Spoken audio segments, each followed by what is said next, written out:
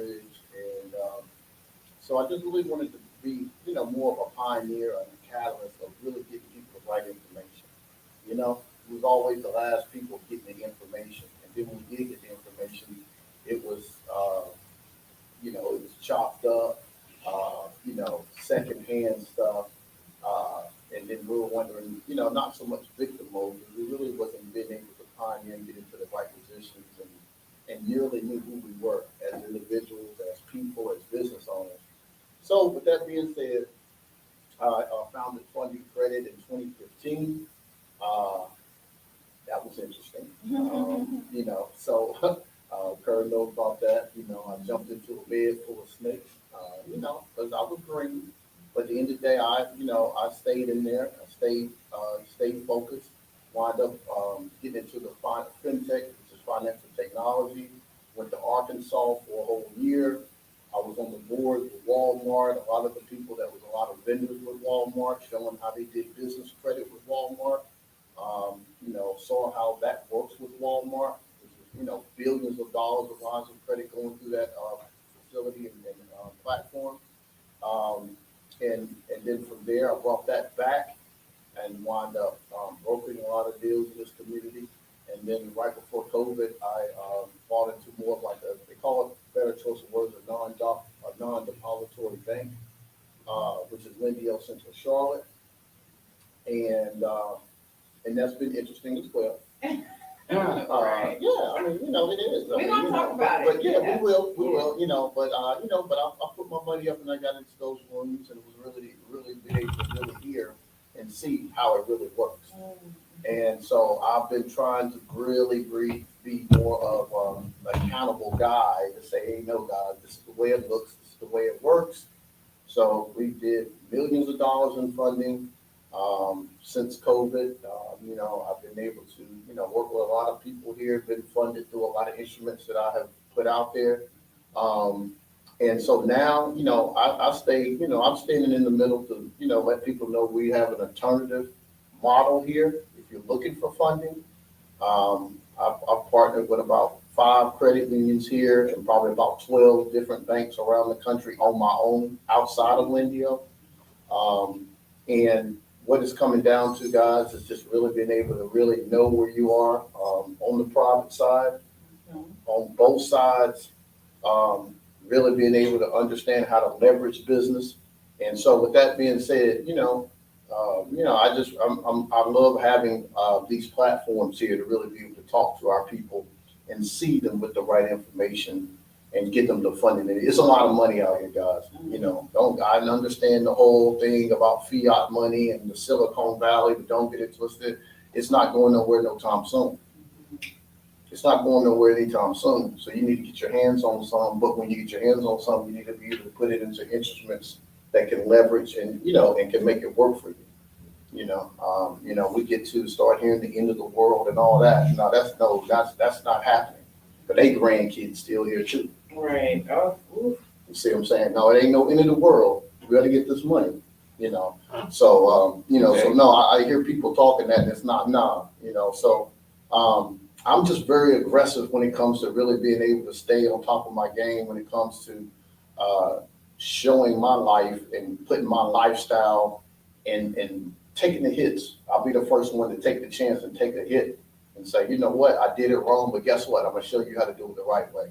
So I appreciate this, Sharita. I appreciate this, Rodney, for the opportunity. And I appreciate Novatech. And I appreciate everybody that's tuning in. And look forward for the rest of this meeting. awesome. Thank you. Mr. Rodney. Well, good evening, everyone. My name is Rodney Archer. I consider myself a community. My name is Rodney Archer. I consider myself a community organizer and wealth strategist at Family Wealth. Also, am the founder and CEO of the company that we founded basically in April of 2018.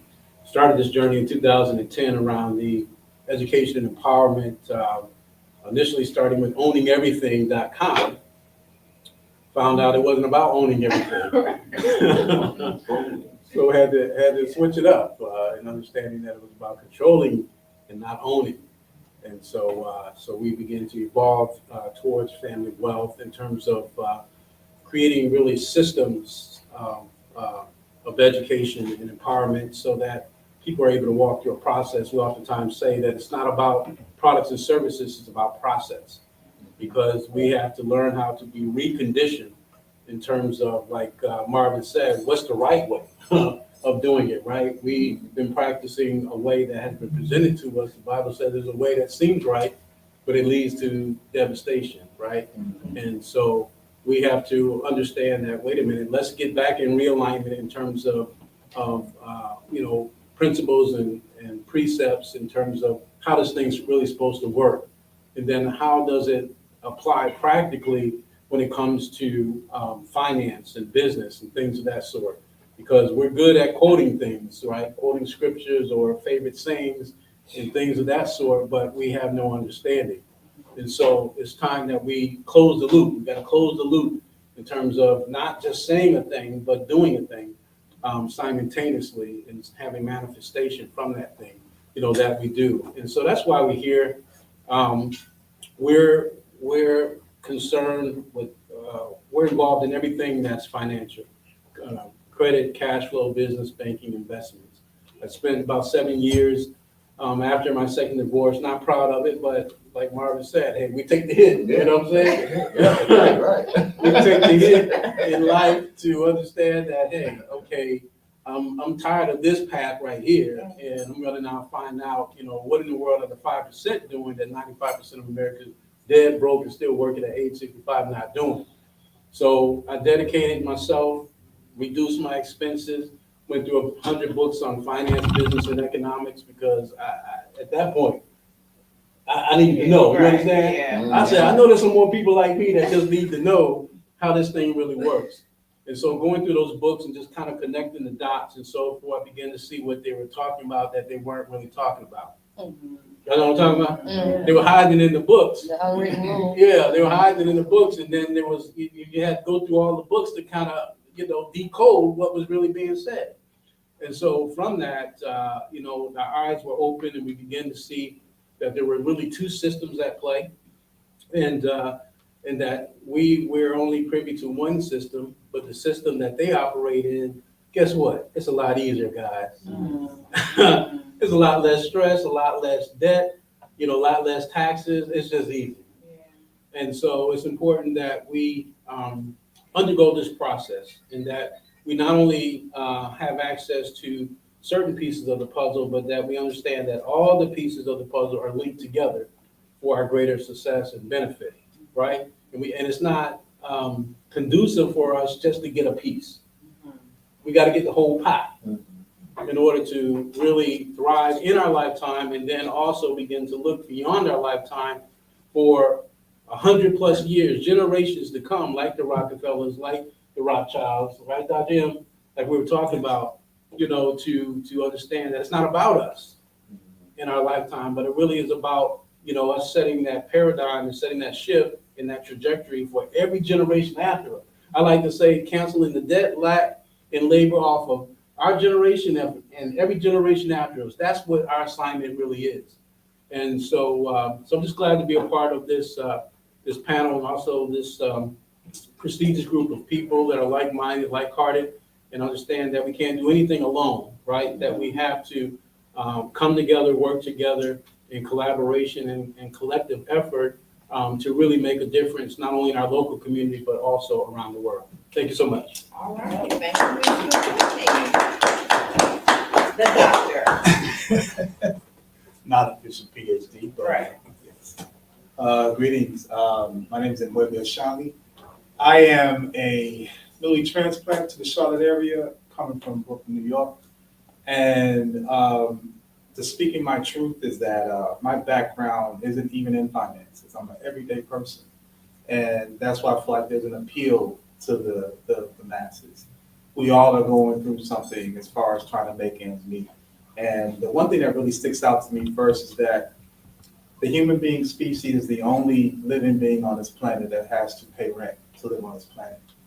And understanding that, it makes me realize that money has always been in the way. You know, we were born for something more than working 9 to 5 and accumulating material things. But we spend a lot of our adult lives trying to attain and then maintain these things. So in understanding that, my truth is that I worked for the National Basketball Association as a brand identity marketing specialist for 12 years in Manhattan, New York. And March 13, 2017, I just had my 6th-year anniversary, fireversity, I call it. So basically, I was fired from my job simply because of what I post on social media. By trade, I am a writer. I am a historian. I love unearthing history about our story, how we got here, how things are the way they are, and I would put it out for the masses to, to digest. So with them finding out what I did, obviously they thought it was against their shield, their brand, and in firing me immediately, was faced with a choice. Do I go to find another corporate plantation to live off of? And then they can let you go whenever they want, because we know how the work field is, right? They can fire you the day of, but they expect you to give them 2 weeks notice as a courtesy, right?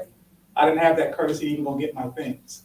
So in that reality, I understood that I was faced to make a choice. Unfortunately, I had some dollars saved in my 401k, and I decided I wanted to tap in that to just allow me to give some breathing room for a couple months to figure things out. And in doing so, began unknowingly my journey to becoming financially literate. Meeting with my broker at then Fidelity, being a fellow alumni from the University of Pittsburgh, started telling me information that he said he normally doesn't tell people. And in telling me this, I said, you done messed up, because I'm a writer and I'm about our people. So I'm gonna bring this information to our people, because I know if I don't know, there's a lot of us that don't know. So in the rest of that, I learned about recessions. I learned about, the banking industry. And I decided that I was gonna spend 3 to 6 months learning about finances exclusively. Now, I've written about history, culture, spirituality, never about finances. But this is something that intrigued me, because we speak about wanting to liberate ourselves. And we'll say economics, but we won't touch on what economics really is and the history of the systemic design of it. So in my journey of writing this book, I came up with my 6th book. It's called Apocalypse in Intergenerational Wealth Planning for Black People. And in this, I was privy to find information that is shared between wealthy families over the last 200 years, where they created intergenerational wealth passing things on. We mentioned the Rockefellers and the sort. They have a system. Even though they're corrupt, they have a system that within their bloodline allows them to stay in this position, right? So my point is, I don't want to be corrupt, but I'd love to learn what your system is, and it's a monetary system. How can I take advantage of those same things, which is called arbitrage? Learning that arbitrage is basically nepotism between a group of people that shares information just with themselves. I said, well, we're the ones that's been left out. We haven't been invited to that table. So I took it upon myself with the help of the ancestors to say, look, go and do this information, do this diligence. This is your purpose, to get this information and share it and disseminate it with everyone else. And from that, I created the Crypto Wealth Financial Sustainability Movement. This is a movement that is about galvanizing families to get in positions where you're having not only personal credit scores of 750 plus, you have 6-figure lines of credit, but you also are setting up endowments. Most of us adults, when we start out in life, we're at 18, we don't get a check. We don't have an endowment or a fund that we can start the world on. We start with 0. We got to go work. They call it adulting, right? Well, there are other families that don't do that. As you mentioned, it doesn't have to be this hard. So in understanding that, it has been my mission to galvanize as many like-minded folks of this information and understand that there's a flip side of the coin that we haven't been shown. And from that, we can create not only wealth for ourselves, but for 70 years into the future. That's my story, and I'm so glad to be here.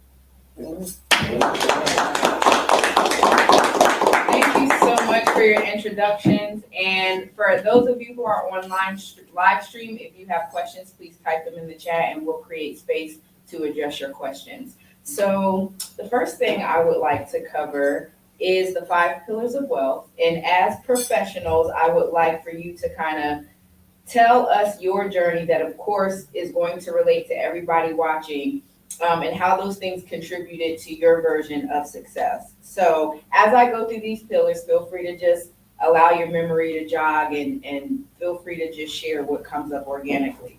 So the first pillar that is that wealth and wellness movement is founded on is social wealth. So clearly, as our panelists said, we are not supposed to be doing anything by ourselves, technically. So social wealth is all about surrounding yourself with like-minded individuals that's a complementary, mutually beneficial partnership and associations in order for the wealth to continue to spread. So that is our first pillar of wealth, social wealth. So this means your friends, your family, we can get into that whole conversation, but make sure that your social wealth is on point. The next pillar is time wealth. That is one currency that we cannot get back. So how we're using our time is either going to contribute to our growth and expansion or not. So, making sure that we are using our time wisely, time management, dedicating our time to things that's going to move us forward, absolutely important. Time wealth is the second pillar. The third pillar is occupational wealth. And so as an entrepreneur, or if you're an employee or investor, whatever it is, the point is you always want to develop more skills to increase your value so that you're always able to stay afloat or continue thriving. So the more skills that you have, it's going to equip you through those different changes of life, right? Things that you're going to need to succeed to the next level. The fourth one is environmental. And a lot of people, and I'll say as a spiritualist and all those things, I do make sure that my space reflects where I want to go. Are the pictures inspiring? Is the music I'm playing beneficial to my subconscious? Is what I'm reading, what I'm listening to on TV, all those things, my environment, is it conducive to my growth? Is it inspiring? Is it motivational? Last but not least is financial. And of course, in my mind, a lot of those pillars flow into your financial wealth. And in my journey, and I don't know about you all, I've met people who are financially well off, but they're mentally, emotionally, spiritually imbalanced and a little bit miserable. So, and due to that is a reflection of those other pillars being imbalanced, right? And of course, wellness is pretty much self-explanatory. In succeeding and thriving and maintaining and growing your wealth, you want to make sure that your mind, body, spirit, and emotions are balanced. It is my experience that our personal wellness can affect our professional wellness. So I just want to get your take on that, each of you, if you'd like to chime in or just express more. And maybe we should start with you, Dr. M, as a financial therapist, because a lot of your work is clearly in alignment with that. Yes. So I think the thing that really resonates with me is money is just like computers. It's intimidating for a lot of people. And the way we've been taught to manage money is once you receive it, you pay for something. So for me, the biggest void of us as a collective is that we'll have our get-togethers, we'll have our cookouts, we'll have our parties or whatever. We're good at having get-togethers, but have not gotten together to talk about what can we do with these things. Taking out even 30 minutes of a party, just talk about finances, people think, wow, who wants to do that? But if we were to get in the practice of that, imagine the growth that could come from that, right? And so I think the biggest part is us being, having the mindset of forgiving yourself. Forgiving yourself that you don't know certain things. It's embarrassing to tell someone you're broke. Right? It's embarrassing to ask someone for assistance because you're supposed to be an adult. You're supposed to have a job, a car, a family, house, but if you don't have these things, you're seen as less than, but no one ever tells you how you're going to pay for it or maintain it. So I think the biggest part for me is having that balance of the social, as you mentioned, being unashamed to talk about this as it's viral. I'm not the only one out here that's struggling financially. We all are collectively. So why not we address it as such? If we all are having the same symptom, then isn't it systemic? And if it's systemic, then maybe we can look and see, well, how is this system created that we are devoid of creating this? Why is depravity such a big thing in our communities? It's systemically designed. So if we understand the redesign of it, then we can reverse engineer it. That comes with communicating. That comes with looking in front of the mirror and saying to yourself, okay, there's things I don't know. There's a lot that I don't know in the world, and I'm open for learning even more. And that's humbling yourself. That's surrounding yourself around people that are in those spaces, and then taking on the initiative to execute what you've learned. Because it's one thing to have the books, but if you're not living what you've learned, then you just a collector. So that's Thank you. Yeah. Is it jumping in? Yep, just jump in. Okay, awesome. We'll get to the meat and potatoes after this round. Okay, awesome. Yeah, so a couple things that stand, Salad, yes.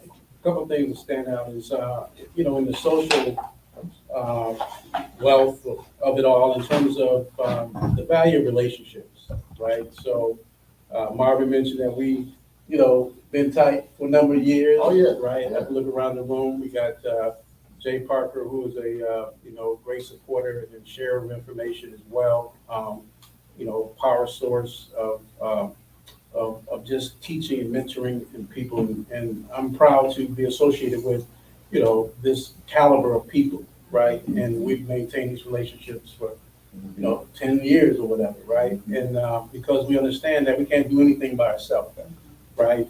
This panel is formed and this collective of wealth and wellness is formed because we understand that, as Dr. Martin Luther King said, look, I can't be what I need to be unless you are what you need to be. And you can't be what you need to be unless I am what I need to be. And he said it's an interrelated reality. In other words, we're part of each other's success or failure, whether we like it or not. But we're saying, look, why not be intentional and be a part of each other's success, right? Because the failures already happened, right? And it's happening because we have not intentionally come together. Now, of course, in the time of Dr. King, Malcolm X, and so forth, they were trying to show us the power of unity and agreement, right? And moving as a force, as one. They were trying to show us that before they left this earth, right? And then there was this big void because we didn't really get the lesson, right? To really carry that forward. But here it is now, 40, 50 years later, where we're saying, okay, it's not about one leader, right? That's the mistake, that they can shoot the head and let the body fall. So it's like, okay, we're going to come back at it a different way this time, right? And so now we're going to come at it from a collective of leaders, right? An organism where you can't pinpoint any one geographical location, right? Is that we're Don't going give to... them all the secrets. Don't give them all the Hey, secrets. I'm just saying. There's the proverb, sticks in the bundle are hard to break. That's Yeah. the proverb, and that's the mentality that we need. That's Yeah. yeah. And Yeah. understanding that we're definitely stronger together. Mhm. And as we move together as a unit and so forth, guess what? It can be, unbreakable. And everything that has been missing in terms of our breakthrough that we've been looking for. Mhm. In other words, that deliverance, that salvation, guess what? We're it for ourselves. There's no Jesus coming in this dispensation of time. You know what I'm saying? It's not about that. It's about us. And all we have to do, I wrote the book called Take Back Your Wealth, right? Moving from lack to abundance. And so it's about, look, we already have the wealth. It's not, we ain't got to go find it. We ain't got to go try to ask for it. We ain't got to pray for it. We ain't got to look for it. We already have it. We just got to take it back, right? And live the life that we are, purpose, that we desire, that we deserve. I mean, it's all about us in terms of what we do. And so just glad, man, to be a part of like minds, like hearts, because this is where it starts. So then we move from here. Awesome, thank you. Mr. Wilson, the funding CEO. Yeah, well, I mean, again, I look at a lot of it's just it's growth. As a community, as Black people, anything of color, of course, we were the last person in line to get information. Even when I'm in this room, I remember when Jay, when I was opening up a club, he was, out here shaking and baking and thinking we were doing something. It was just, that was 20 years ago. Didn't really know what I was doing, but I wanted P. Diddy in the room. And he was coming from assistance, but at the end of the day, everybody has a sense of going somewhere, evolving, but now I'm, helping cigar bars and open up plenty of plethora, clubs around here, get established and get funding. So, everybody plays a piece, man, and I when I look at brothers, sometimes we're segmented, and I've been in default of that as well, but we have to come together and quit looking at what's wrong and look at what's right. You know what I'm saying? Yep. In the NFL, oh yeah, they entertainment, we're going away, but I see I see the process, I see the progress in that as well. I see brothers waking up in the entertainment industry as well. I see coaches waking up. I see us waking up, guys. And I'm very, very, very, very being an opportunist when it comes to just being optimistic about everything. Because we've been so demised of just praying and hoping somebody giving us something and waiting and waiting and waiting. And that's why I said I don't mind taking hits to the chin, man, because I know I was put here for something. And then when other people know they was here for something, and then we can come together as a collective and shine light. But I appreciate like I said, with Rodney,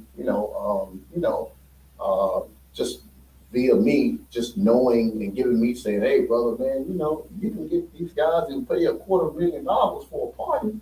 Imagine what you could do out here in the community. And at that time, I'm having my drink to the community. Yeah, all right. But now I see what he was talking about. So I'm humble, man. I don't wear that belt from an egotistical standpoint. I just know where I come from, and I know the progress I've made.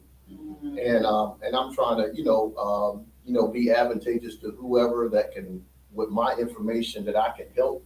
And like my brother coming to the table, Rodney coming to the table, and as a collective community, we can all and the sisters and the sisters as well, of course. Yeah. Hosting this event. I just money, like I always say, man, money is it's not that green stuff, dog. It's not even legal tender. It's our energy. It's money is my own natural energy yield. That's where it's at. People like, oh, it's good debt, bad debt, man. Look, if you on that level of consciousness, then good for you, bro. Because I done been there and been back 5-6 times, and I God keeps saying, come back, because it's infinite. So don't get caught up on, like you said, it's a system. But that knocking out loader bar and that's and that listening to interest rates and all that, I'm not with that. And I'm in that game. I don't listen to that. Those are just things that's regulated and keep people into perspective of you got to do this to do this, you got to work this many hours and doing that. And I know it's all calculation, but I just want people to just really be open up to, more purpose-driven things, and and be more valuable when it comes to what you have. Don't be open to share it, and do it for free sometimes. Key, got a great event that he does. I think it's every other week. Or whatever. Jay does his thing as a community, been doing it for a while. Should have been out there, so it's a lot of different examples out here, guys, of what we're supposed to be doing. And I have to give it big up to especially our Black sisters and queens all over the country. They ain't waiting on us. They doing their thing. We are not. We are not.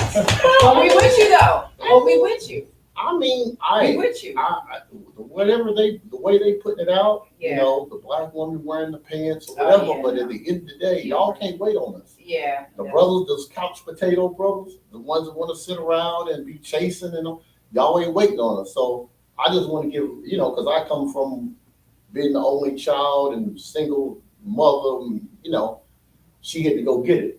So I always give it up to hey, give it up to our queens that's going out there to, they're gonna get it regardless. So guys, but I'm just staying in the middle.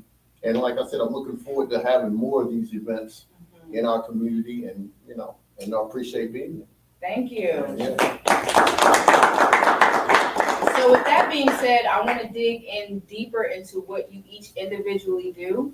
And again, Marvin, if you don't mind, I'd like to start with you. I know you do the business funding and certain services with credit. And I kind of would like for you to speak to the entrepreneurs, inspiring investors out there, as well as those who may have jobs, but just the importance of more income, different streams of income. Yeah, I mean, it's pretty much it's all around, guys. Everything is on YouTube. Everything is everywhere. Everybody giving away money or loaning money. But for me, I just wanted to be in the rooms to really hear it coming from the people that's making billions and millions, and for being on set up as a non-depository bank, guys. When I say that, it's just a name that I can go into a bank and talk to the business development or the small business platform in a credit union, and I can get their turn downs. I can get their data. You understand what I'm saying? It's not about, oh, I'm trying to live how long. I want the data.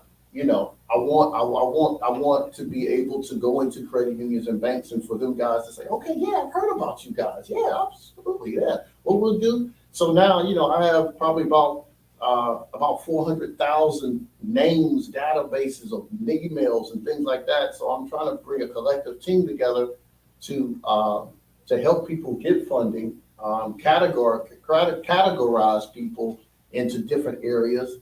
So what I'm doing is I'm providing people with funding. I get 0% interest credit cards. We can get that going. You know, that's the quickest way to get into real estate sometimes without having a big business or having time in business, as long as you have a great credit score. You know, we do have a lot of commercial deals. You know, we have a lot of collateral deals going on. I have underwriting collaboration with Rebecca, which is up in the Trap Plaza building on Wall Street. They're really stroking checks on, you know, whatever. It can be casinos, it can be cannabis, anything outside of what FDIC can do, we can do it. Private money.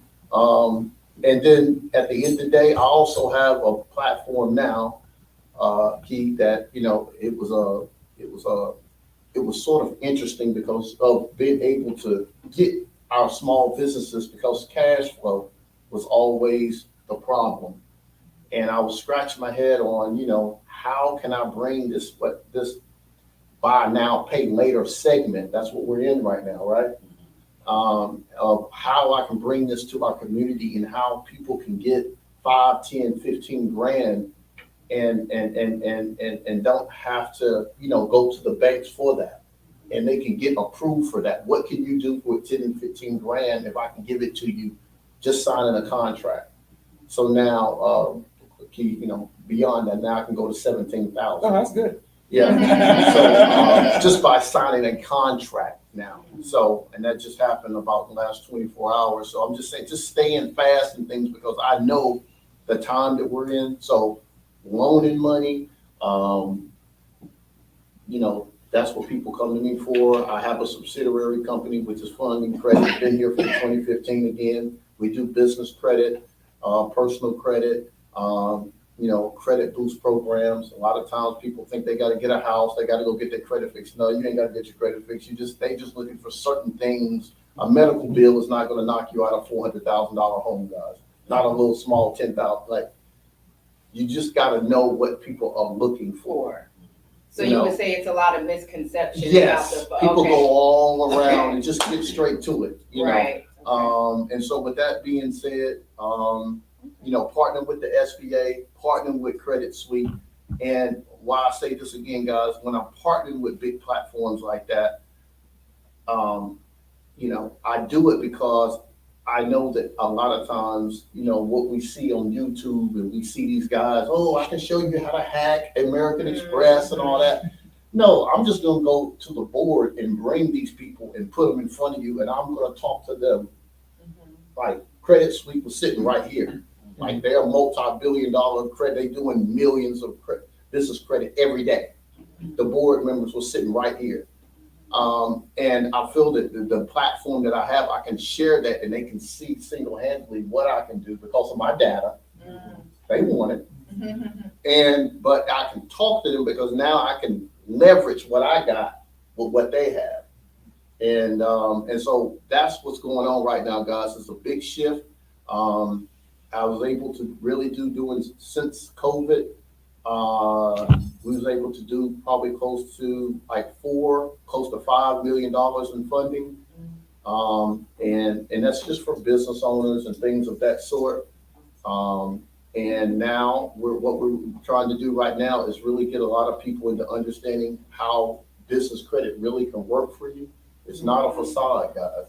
Believe me, our smoke's been bellied up 2-3 times with these businesses I have, and I haven't done it yet. It get a little shaky, Right.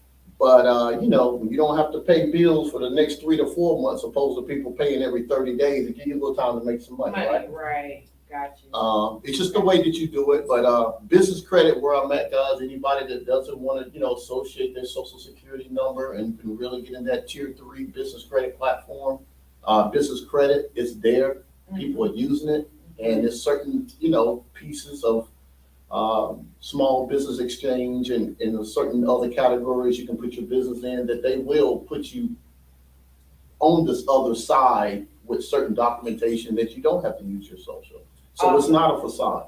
Yeah, and I know soon we'll have, and we'll announce the rest of our events later, but soon we'll have a event where we're featuring each of these presenters in their own time so they can dig deeper into what, you know, those concepts are that you were talking about. So thank you so much, Marvin.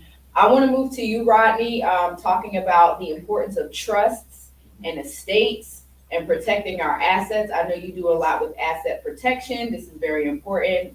I know I didn't hear about this growing up, so you want to touch a little bit about that? Yeah, definitely. So in 2014, I had some people from the Moore community basically reach out to me, and they began to introduce the idea of corporations and trusts and how everything in the world is based on corporations and trusts. So that was my first time hearing it, and I was pretty intrigued. I'm like, man, everything? And I began to look at some IRS documents, and I saw that all the countries that were listed, they were corporations. I said, what in the world? And first understanding that all the countries were first created as republics in terms of nations under God, right? And then they flipped to being these artificial entities. And I'm like, man, that's pretty amazing. So these Moors, they turned me on to pretty much private express, common law, non-statutory, unincorporated, irrevocable trusts. And but there was not a lot of education around it. So here it is, I have this trust, and it's just this paperwork that has this wording in it, right? And the wording is powerful. I'm like, okay, man, that looks like I can do some stuff here, but I wasn't trained in terms of what to do. So there was these missing components in terms of really how to operate with this trust. And there was this huge gap all the way from 2014 to 2022, last year. So I didn't say nothing. I have a trust, but I didn't say anything to anybody, wasn't trying to promote it. I'm like, I don't know what to do with it, right? They turned me on to a couple of methods in terms of, I had a $29,000 student loan. I did something with a 1099, and that $29,000 disappeared after 3 months. I said, well, thank you, but I didn't know what I did. I couldn't repeat it. So I didn't say nothing, Barbara. I'm just quiet. Like it worked. Right. Yeah. So that let me know that there was a flip side to all of this, right? Yeah. That made life a lot easier. And so then it became the matter of, okay, well, really, what is this flip side? So in 2022, began to, you know how it is. You're looking for something, and then the marketplace, it has no choice but to comply. Right? You're looking for it. You know what you're looking for now, right? So then it pops up, and now all of the gaps begin to fill in for me. So I'm like, that's what was missing. So we began to basically build upon that information so that we can truly teach everyone how to be the trustees, how to be the creditor and not the, you know, the debtor, right? How to be the lender and not the borrower, right? And how to cancel that on paper. Come on now. Come. Yeah. Listen, don't y'all get, I'm Sorry, I'm trying to be professional up in here. Okay, Y'all better know that I'm living this thing right Yeah. now. Right, yeah. Because I had a Novant Health medical bill this past summer because I flipped over my bicycle, broke my wrist, right? Them bills ran up quick, $64,000, right? Just with Novant Health. Y'all follow me? I said, well, let me see. I got this new information. I said, now, I'm like Marvin, I'm gonna take the hit. I'm gonna try it out. I'm gonna see how this thing works, right? y'all better know that basically I put pen to paper, sit that mug out there. Yeah. Yeah, guess what? Last 3 months. Don't. Listen, man, we ain't here to play with y'all. This stuff is real, right? Real. It's real. Now, the other thing I found out, and I went to court several times because I needed to test out this trust stuff. You follow me? I said, I can't have it on paper. Now we gotta put it to action, right? We gotta test it out in court. So here it was, basically, there was this subpoena. Now, they send, the attorneys and things, they send that official letterhead. They want to intimidate you, right? Dr. M, look, man, I need your information, right? 13-page subpoena comes, and they want to know, okay, I need your personal bank accounts, we need a business bank account, we need a business tax return, personal bank return, we need to know what kind of car you drive, what kind of house, the value of that, your interest in the businesses, when they got filed, and all this kind of stuff, right? That's a lot of information. Would y'all agree? Now, the average person would be like, man, let me go ahead and get this stuff together for y'all, right?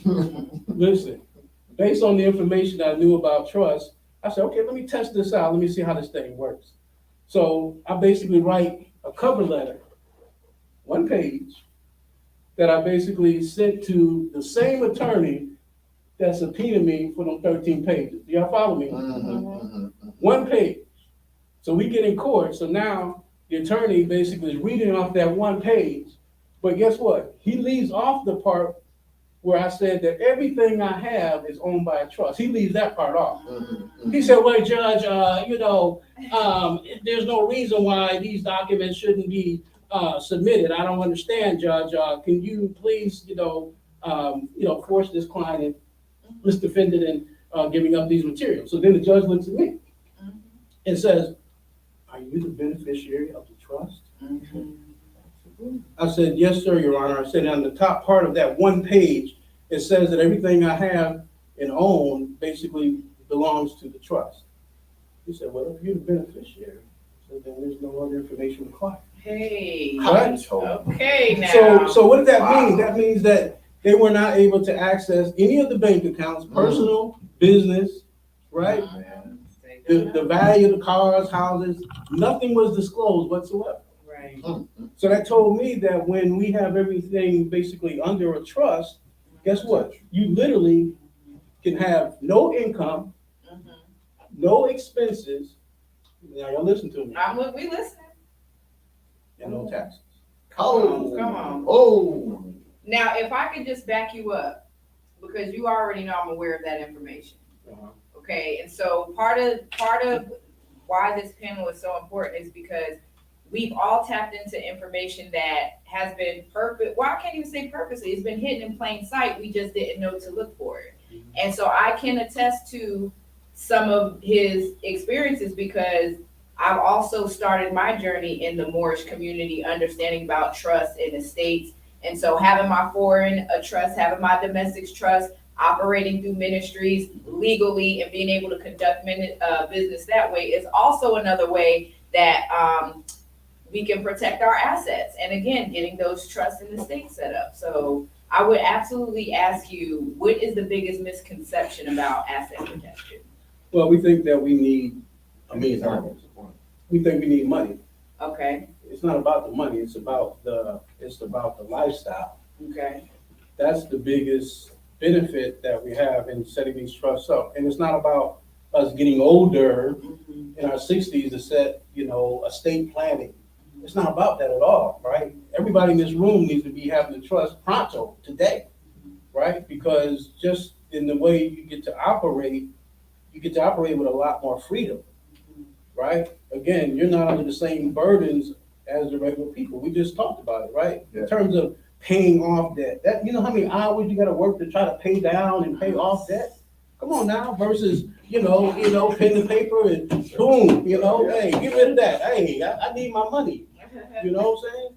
And so it makes life a lot simpler. The same with the taxes. Here we are bragging about, I make 6 figures, 120, 150, 180,000. We bragging like we're doing something, right? And then they're taking 30, 40, 50% of our money in taxes. Come on, what are we really doing? We're not doing nothing, right? Don't hurt them. Huh? Still a slave. Still a slave. So when it comes to asset protection, we got to learn how to master the idea of how do I protect it from confiscation Mhm. and lawsuits. Who Mhm. said it? The more you get, the more they coming after you. Yeah, that's right. Right? Don't Yeah. think that, Right. okay, here you are, you multi-millionaire, whether you low key or not, Jay. Come on, whether you low key or not, right? Someone looking at you like, wait a minute, they counting your ducats, they trying to follow you, they trying to see where that money is, right? Right. And so they coming after it. So you gotta be able to protect that wealth basically from lawsuits and confiscation. Confiscation as far as our own government talking about give me your gold. Turn all your gold in Right. to, to your local bank and all of that, right? And we're gonna give you $20 an hour versus the $32 an hour that it really, you know what I'm saying? We gotta avoid that. And then we gotta preserve our wealth. So we just talked about, eliminating the debt and canceling those taxes. Look, legally, Yeah. Right, Yeah. right. legally, I'm talking about filing every year and paying zero taxes. That's what I'm talking about. Mhm. Now, that's been my lifestyle for 5 years. I'm not talking about what I heard or what I read. I'm talking about what I'm living. Come Yeah. on now. Right. That's Right? what we about. Yeah. Flowing those monies through the business accounts, throwing them through the trust accounts, and they take care of all the bills, right? And then basically at the end of the day, guess what? It's zero consequence. But some of y'all may be, well, I don't have no business, so what can I do? Look, even with your W-2 income, okay, you can legally basically turn that taxes into tax non-obligations, flip it, reverse it, Mhm. Mhm. so that it's not a factor, Mhm. Okay, now. We ain't Yeah. gonna give them too much. Thank Hey, you. hey, Thank hey, you. hey, hey, hey, all I will say is, well, I think Jay's definitely been living. Yes, yeah. Like, it's Yeah. nothing, like, you listen to him or you don't. But, I definitely appreciate it, brother, because like if one brother don't hook you, somebody will. Thank God for the reciprocity of Rodney, but I have to just say, because we all in the room, so I'm just saying, like, the last couple of weeks, I'm getting my trust facilitated now. Right. And he been calling me coming out of the courtroom, like, hey, like he's going through that. And so I'm like, I hear a lot of things, man, but it's in real time. Yeah, he's in the courtrooms winning Right. with this trust platform. So, man, I appreciate it, brother. Yeah, Oh, that's real thank talk. you. Yeah. I had to go get mine. And last but not least, before we take a miniature break, before we go into our second half, Dr. M, what's up? I saw you Come taking on. He notes. said, What you hey, got? hey. I'm like, I don't even want to ask you nothing. Just talk. I'm just like, how do I follow that? I mean, because again, I'm an everyday, and we're all everyday people. Yeah. By Right. profession, this is something that I've gotten involved with. I was losing my job and I wasn't working by anymore. Mhm. But all I'm thinking here is I'm seeing, for those of us that are old enough, we remember the cartoon Voltron. Mhm. And for those a little younger, we can say Wu-Tang. Right, right. That when we have certain people specialize in different things, if we come together, how mighty we are. The two things that you both talked about are things that I actually have been asking the ancestors to elevate me to. Come on now. So it makes everything right as far as in the path that I'm walking on. I think about this book called The Alchemist by Paulo Oh, Coelho. boy. I have that. Mhm. And he Yes, talks sir. about walking in your purpose, because a lot of people they're walking and it's hard, it's uphill, and they're like, man, I can't go no more. And they're not realizing when they turn away, they're probably one step away from that one thing they need to keep from going to the next level. So this is confirmation, affirmation of this room, this vibration, this for me, I can only take it personal coming here. That's been that process of things that have been happening. So just the things that I feel like I could contribute primarily is education of it all, systemically. I have been for 30 years I've been writing about global white dependency. It isn't supreme. They create us to think that it's supreme, but we depend on it because of lack of knowledge and awareness. But then learning about the financial component of it, I realized that that's where the real change is. It isn't picketing, it isn't polling or voting, it isn't these type of things that have shown that we are not going to get exactly those resolutions we're asking for and deserve. It comes from the money, the pockets, and what are we doing? And historian John Henry Clark had said that if Black people were to create our own products we could employ and take care of ourselves the world over, Remember FUBU, right? For buyers. Right. You know, although they made their transition to be bought off because everything is always co-opted as black, if we keep the mentality of not co-opting and thinking about doing it for ourselves, I think that that's where we can get a better victory, a different turn than what we've been getting. So what I focus on is teaching how to live off your savings and investments. I don't have the trust information as I'm a student at this as well, learning real time. This is the beautiful thing about it. I'm not waiting till I get everything and I go out. I'm learning and applying as I get. But learning how to live off your savings and investments is something that, and I have to use this analogy. When I talked about when I went to go pull out my money in my 401k, and it came time to me pulling money out. First, I didn't even realize I was going to get it. I was haphazardly thinking I might not get this because I didn't realize it was really my money in the first place. But being a New York State resident, you get taxed 5 times. So they took 5 times, you know, it took about over 40% of what I pulled out, but at the time I needed it. Yeah.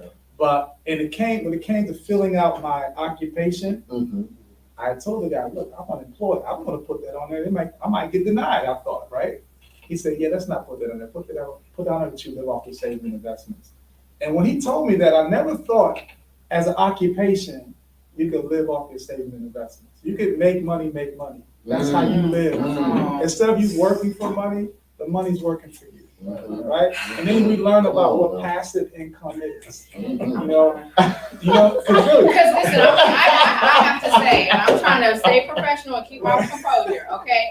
But as a woman, I am tired of the hunt. Yes. Okay, I'm a gatherer. I'm about magnetizing. I'm about making my money work for me so that I can operate in my life's purpose, in joy, and love, and at ease. Because there's nothing like showing up for the world, the community, whatever you're here to do, angry and resentful and tired, and and for the men too, because brothers, y'all are not workhorses, and I will apologize for y'all. To y'all for the world making y'all feel like you are. You're not. And so part of the wellness is, and I just gotta, it's coming. Part of the wellness is to taking care of yourself. This is one of the reasons why y'all are dying quicker than we are, because you're working harder and you're not really taking care of yourself, your mind, your body, and your spirit. And I witness this a lot in my work, not just as a passive investor and doing these things, but as a life coach, as an energy worker, as a shamanic healer. I'm listening and feeling all this energy, and we have so much creative potential, so much power, but when we're able to direct it in the right way with the right people into the right things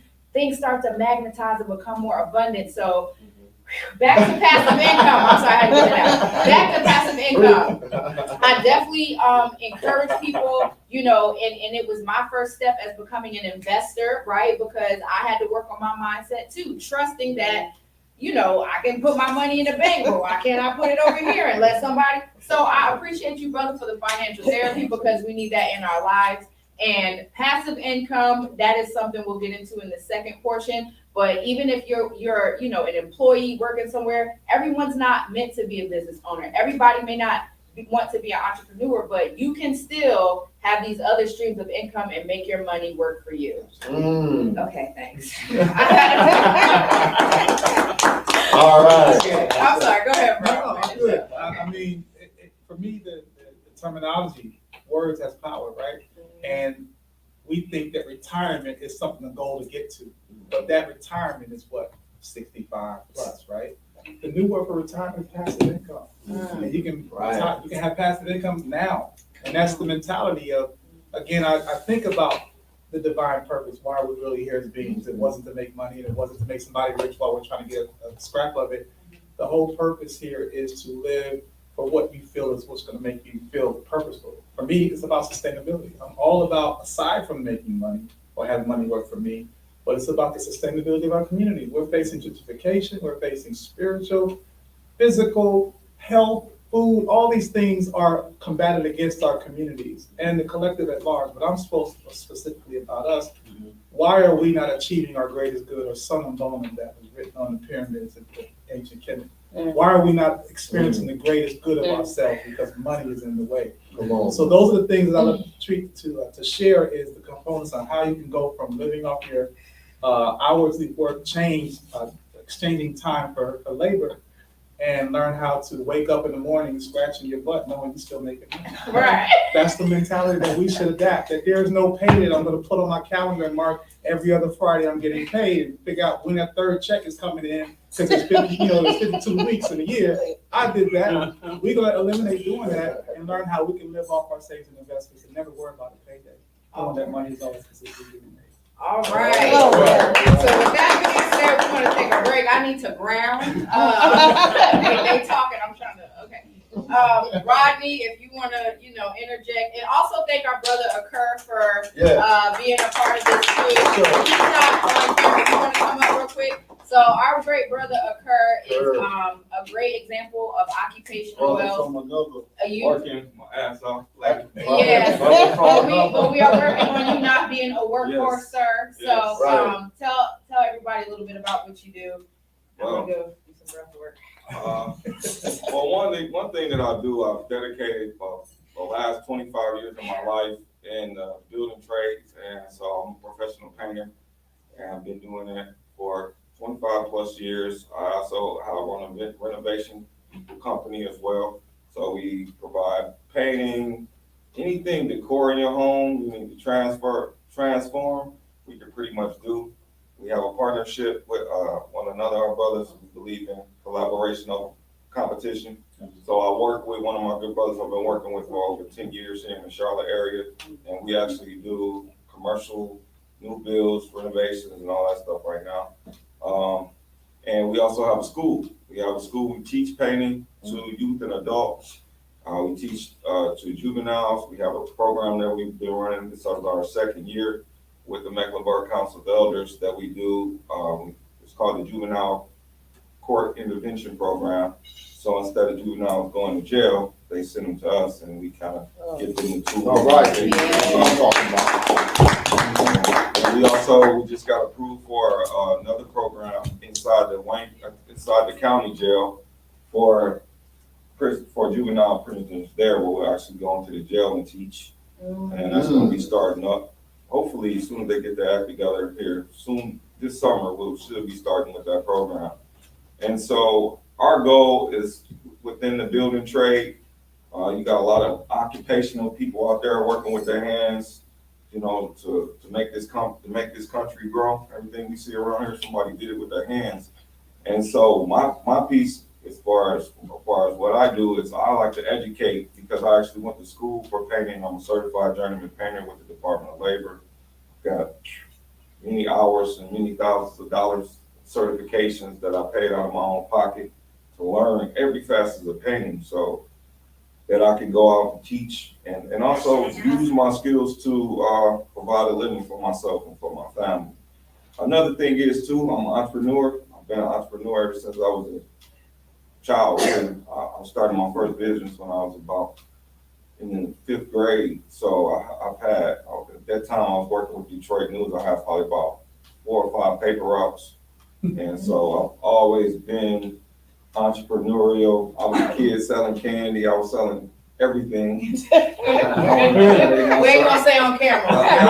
I started out, in the streets. But I come from a family of entrepreneurs, and so I've always known that, you never make a lifestyle out of that.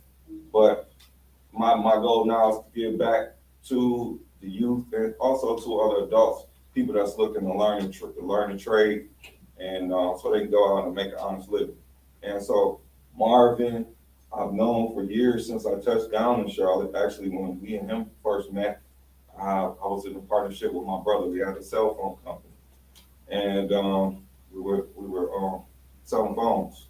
And so since then, I watched Marvin and I know Brother Jay, attended one of his meetings before. So I know a lot of people here with Zeke. We've known each other for, I don't know, about 6 years. I'm Sharita today. Yeah, Sharita. So yeah, I know Sharita. I know her shaman name, but that's how we met, in that world. So I also do a little bit of spiritual work in that area too. So, I'm just here to share with the community and to help to galvanize our local community, because there is a lot of wealth here, and especially so-called Black wealth. I'm in a lot of homes here, and we would be surprised how many of us out here that's really got real money. So I've been very fortunate to serve a lot of wealthy people, and I'm working out so I could become a wealthy person. I can suppose first serve me. So. All right now. All right, so we're on a break. Rodney, you got it? We are. Anyway. All right, awesome. So certainly the key to all of this, as you heard and Dr. M begin to point to, is passive income. That is the prize. That's what gives us time freedom. It gives us the money freedom, and it gives us the ability to pursue our goals, our dreams, our passion, and our purpose in terms of what we were here for. It was never supposed to be working 9 to 5 and 50 hours a week and 50 years to retire. It was never supposed to be that way, right? We got caught up in a system where they presented it only one way, and we thought that was it. And we tried to imitate, their hierarchy in terms of district managers and that, right? The corporate ladder. That corporate ladder. We tried Titles. and titles and positions and so forth, and we thought that was the prize. And now we've learned that no, the prize is passive income, because with the passive income, our life opens up, right? And we're able to take the time for ourselves, as you said, for the wellness piece of it, the mental, the emotional, right, the financial, that we can have that self-care, that we're not running out here, fighting traffic and just being all upset because we're tired, working 10 hours and 2 hours in commutes and back and forth and all that foolishness, that we can really, as Napoleon Hill said, think and grow rich. Think, Right. think, come on, think and grow rich, right? Versus, putting all the labor out there. And so even Dr. Thomas Stanley in The Millionaire Mind, right? He's like, look, you got to reverse it. It's not 90% labor and 10% thinking. It's the reverse, right? It's 90% thinking and 10% labor. Everything is just the opposite of what we've seen. So we've been fortunate, God in His providence and in His divine purpose for our life, to come in the nick of time. Holy smokes! Now, I wanted to ask you a question. Okay. Because we don't get these every so often, so I feel like I could open it up. Okay. I know you do some of that work. Yeah, please don't.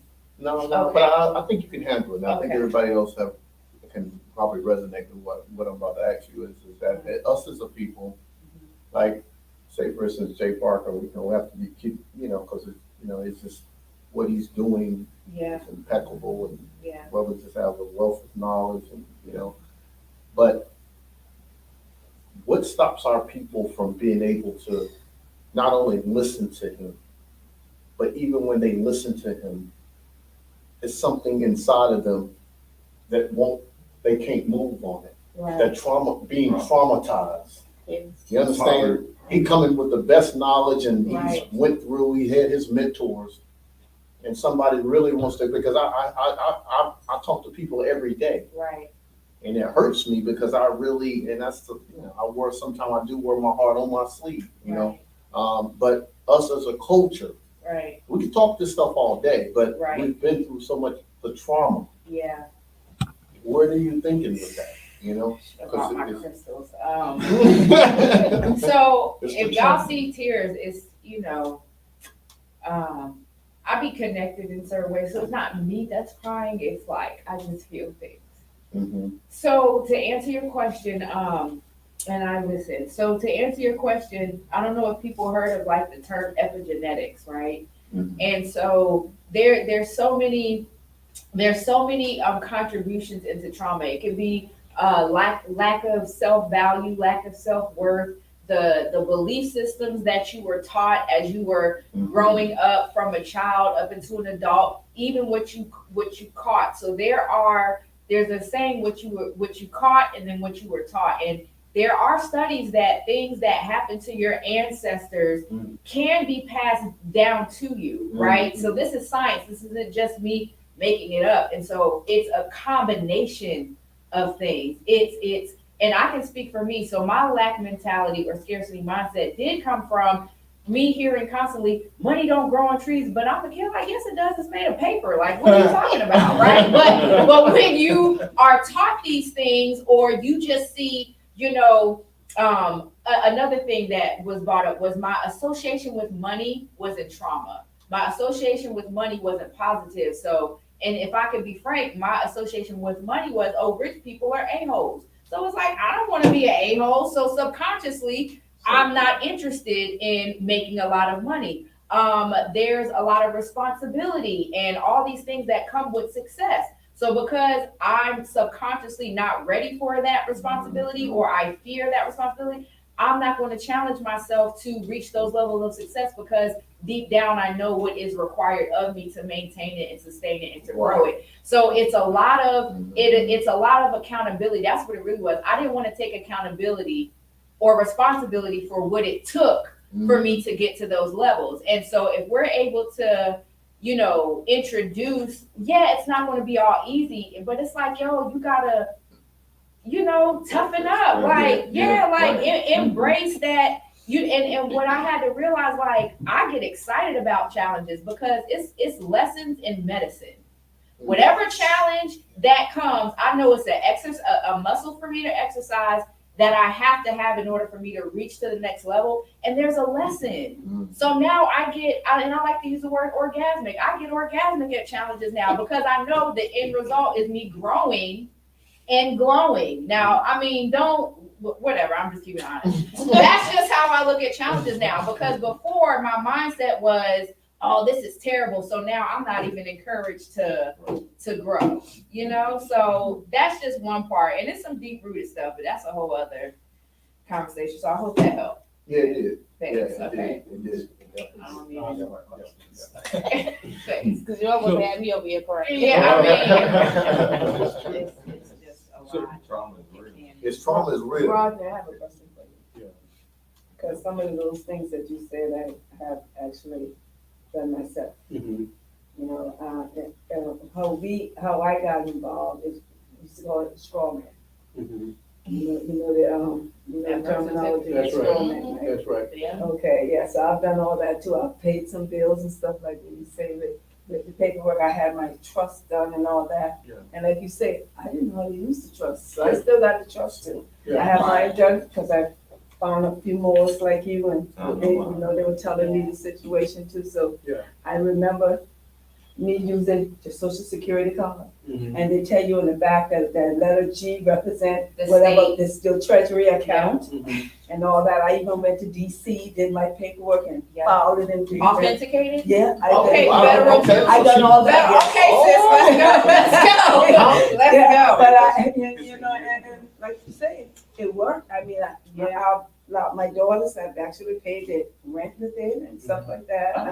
They've done some things, but then, like you said, then we got a little scared because they start saying some things. And Yeah. we're like, okay. And see, this is why the rules are necessary, because if ignorance of the law is no excuse, Right, and they'll that's tell you right. that in court. So Right, imagine, like he said, and I said this too, instead of like, yeah, we're about to go out Friday night into the club, or we get together Friday night and talk about these trusts. Let's talk this actually work. Like, let's get excited about that, right? And so, if we can create the normalcy, we will create. Thank you, bro. The normalcy of getting together and celebrate, not only just celebrating our success, but really getting to the nitty gritty and learning how to maintain and sustain it too. Yeah. So, and pass it on, absolutely. So can I piggyback? Is this the QSEC number?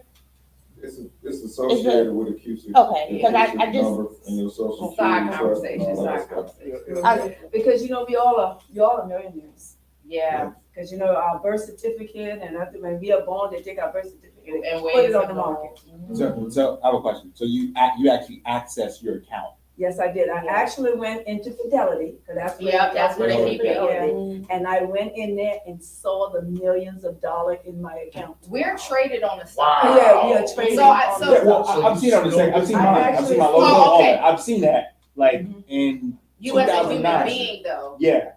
So I know about the account, the bond, and everything like that. Mhm. I've only known like 3 people to access it, and they're Moors. Yes. And they travel around from Chicago and they help people set up. But I know there was a big case here where somebody was charging other people to access it. And then the Fed got involved, whatever the case is. And that was like all I heard of it. But if you access that, that's great, that's great. But I actually went on, I just used my information. Mhm. I even went and bought a few TVs from Best Buy, right? I did my information, I sent it into my treasury account, and my treasury account actually paid for the TV. Yeah. And then what happened was Best Buy sent the money back. And I said, look, did you not get paid by my, I don't care what it looked like, how can you get money out of treasury? I said, did they pay you? And he said, yeah. I said, well, you sent the money back, therefore you didn't want your money. And therefore you have nothing on me because it was paid. And they did. It's like a discharge. Yeah, Discharge is a exactly. debt. Accept So- value. So can you buy assets with this? Do you what? Could you buy, like, if I wanted to buy a house with this, like, tomorrow, could I do that? Yeah, it can be done. Now, I haven't necessarily gone down that path, but then. It's more so like a discharge. Yeah, everything, even. Like, Is that discharges your debt? right, so it's Yes. kind of like and it's paperwork, and see, Yes, this is it's all, paperwork. now, y'all, this is a whole other topic, so we, and so, first, let's wrap up. You get deep with the empty law and Yeah, all the I seed mean, and everything. Yeah, we Okay, we gonna deep. we gonna stop. You wanna stop right there? Help the camera. Off camera, camera, yeah, okay. we not, let's wrap it up. Yeah. But that is the beauty of these meetings, right? Yeah, it is. Yeah. That- And you never know. Who's gonna be? Yeah. Y'all should have been here. Okay. We get to, Right. yeah, we get to connect all the dots and so forth. So one of the things that we were getting ready to talk about, and we can have a more formal presentation next week, is a platform that we have found in the marketplace that came on the marketplace in basically June of 2019. And the spiritual reference of this particular platform is pretty amazing too. Some can call it coincidence, and some can call it just a divine appointment, in the sense that, when we talk about 400 years in the dispensation of time, and we see that it occurred actually 400. three times in the history that we know of, right? So the first time, of course, with the Israelites, the Bible story of the Israelites leaving Egypt, right? And them being in the wilderness for 400 years, or what have you. Right? And so coming to Canaan, and then there's certain rules that they had to abide by. It said, be the lender, not the borrower, lend to many nations, not, right? And not lend to any, or not borrow from any, and so forth. So there were certain commandments in Deuteronomy. The second dispensation of time was between the Old Testament and the New Testament, between Malachi and Matthew, where there was silence, and then here comes Jesus on the scene, and so forth, to set the captives free. So that was the second dispensation of time. The third dispensation of time was from 1619 to 2019. And so we celebrate June, the month of June. 1865 was when we kind of found out that we were free. And so thus the celebration of Juneteenth. And so this platform comes on the scene. The founders are inspired by God to initiate this platform, to take advantage of a loophole of the crypto space that is unregulated by the SEC. And so for the first time, we didn't have to be an accredited investor. We didn't have to have $1 million net worth. We didn't have to invest $200,000, and we didn't have to make $300,000 a year. So there was this loophole that we were able to get into a space that we were never invited to. Come on now, right? And so June of 2019, this platform comes on the scene, and inspired by God to literally set the captives free. And so this platform is called Novatech. It has gone through a entire growth phase and transition over these years, and that it has gained a lot of popularity and momentum, and also a lot of critique at this stage of the game, only because of the transition that they now have to make because of the capacity. they've grown so fast, just in the last year and a half, that there's a capacity issue as far as processing, the withdrawal. Yeah. People get their money out, people so happy now, they're like, oh yeah. Right? You know, that it's changing so many lifestyles and things like that, making life so much easier for people all around the world. And so we have, and what we're enjoying about it is that it really, we call it our company. Yeah. Right? It's gonna be beyond Yeah. a company. It's ours. And that company over there, we call it our company. Yeah. Because we have access to the owners and the founders of the company. And they really have a heart, a genuine, sincere heart for the people. And so they built it for us, they're building it with us as they're learning and growing, because they've never built anything that size themselves. Right. So they're having to make some adjustments as well, but we're letting them know that, hey, God is with you and we're with you too, right? And so we've been on this journey, and we're talking 0 losses, Right. going on 4 years. Now, where is that in the marketplace, right? We're talking about an average of 2 to 4% in earnings per week. Now, when I say that, then a lot of people are like, what that mean? Now, what's that, right? More than what you getting in the bank. Right. More than what you getting in the bank. Right. So we don't even know, we can't even, Right. 2 to 4% a week, what does that mean, right? Right. Well, what that means is that, we're talking about compounding on a shorter time span. See, we've only been accustomed to seeing basically the idea of compounding over long periods of time, right?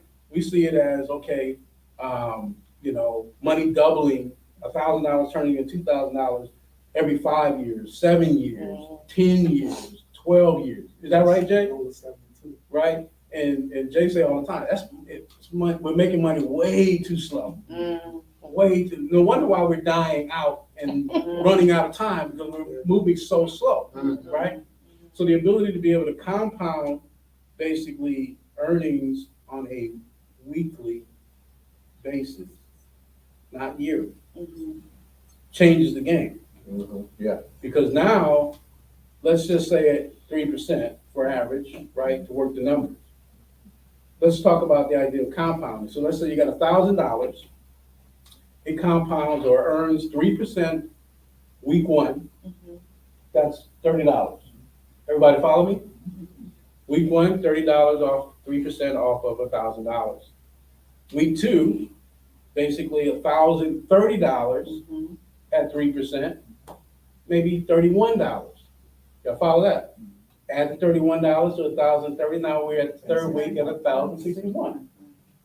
Now you carry that particular compounding effect out week over week over week. Now you're talking about pretty much like the power of really 100, because that 1,000 turns into 100,000 in 3 years, right? And so that 1,000 turns into $1 million plus in 5 years. So now everything, time is now condensed. Does that make sense? Absolutely. Absolutely. Yeah, and then on the same note, basically, if you can imagine, okay, let's say now the count is at 10,000 or at $50,000 at 3% a week. What is that? 3% times 5, $50. Is that 1,500? Is that right? 50 a week? Now we're talking passive income. Now we're talking about a lifestyle change. That's $6,000 a month off of $50,000. That's huge. So what we want to do is certainly next week we want to go into more depth in terms of what this platform is, the lives that it's been changing all over the world. We have firsthand testimony. Yes, and we do show receipts. So I like to personally show my screen, see my account, see other people's account, that you can, like, we're really big on showing receipts. At least, I am. So we show receipts. I just want to keep saying that. So next week we'll also get into basically some strategies and some training in terms of how you can leverage, right? How you leverage those credit scores, right? How you leverage business Some credit, funding. right? Leverage, leverage 401ks. Yeah. Leverage that dormant money sitting in checking and savings accounts. Leverage that cash value in the insurance policies, right? To get basically your trading balances up to a certain level, $10,000 or greater, in the shortest time